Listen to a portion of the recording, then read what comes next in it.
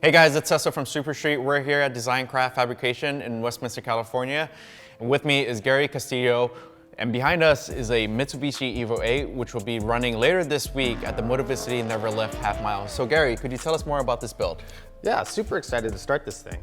We're gonna have it in 2 different stages. So for stage 1, what we're probably gonna end up trying to do is we'll start adding a few small parts on it, from air filter, exhaust, work on the cooling, and then start jumping on the inside of the car and work on the safety side of it. Yeah, so which will be later running in September at the Motovicity Speed Ring. Yeah, for Speed Ring, that'll be our stage 2. Stage 2, we'll start getting into more of like the suspension, the brakes, more chassis, and trying to make a little bit more horsepower. But for the first part, I think we're all right just with what we're gonna have for a straight line. Cool. Well, the car's already torn apart and there's a lot more to do, so I'm gonna let you get started and we'll see you in a few days. Yeah, man, sounds good.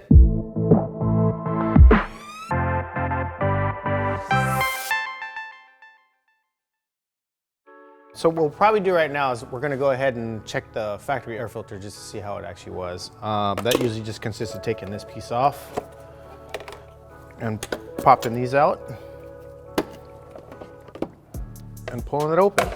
What do you know? We got dog food in there. What we're gonna do is we're not gonna go back to the factory panel filter. What we're gonna do is we're actually gonna install an open element, which requires a MAF adapter. So this will bolt right to the mass airflow sensor, and our filter will just basically sit like this.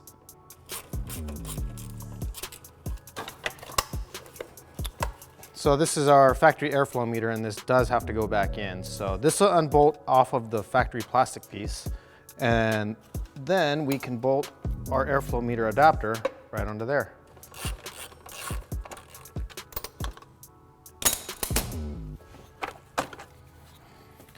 Okay, so that's our factory airflow meter. One thing you want to check for is this honeycomb. You want to make sure that it's not all mushed up like somebody was jamming their fingers in there. It's a little bent right there, but it's nothing really that bad. If it is messed up, you're definitely gonna have to replace it. Okay, so yeah, basically we just need to slip this thing on, tighten up this clamp, plug that back in, and we're done.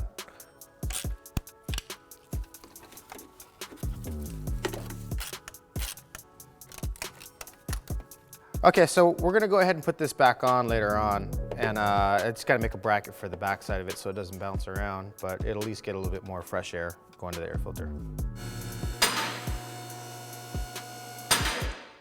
All right, so what we're gonna do is we'll go ahead and pull the bumper off.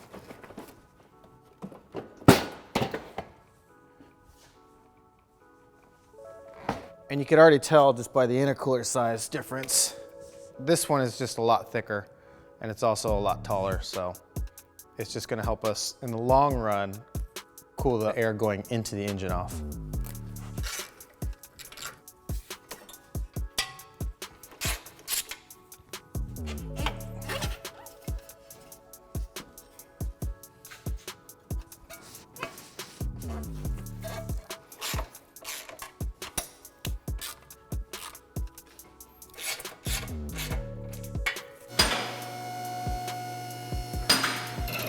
Okay, so before we start unbolting the exhaust, it's usually a good idea just to shoot the O2 sensor and then a few of the bolts with WD-40, because those ones get really rusty, so they're always frozen, so let's hope it's not.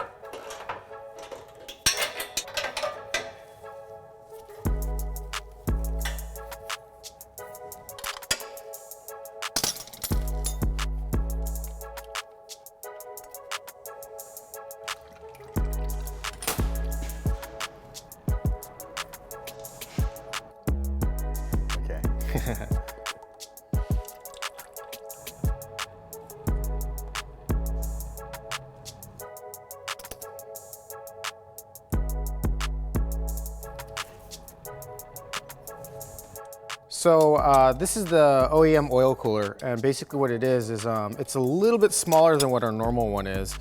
So, and on top of that, we actually now have steel braided lines. So the factory one actually comes with rubber lines, and those things will just literally deteriorate like at any time. So we're gonna help out the cooling by just keeping the oil way cooler with a much larger oil cooler.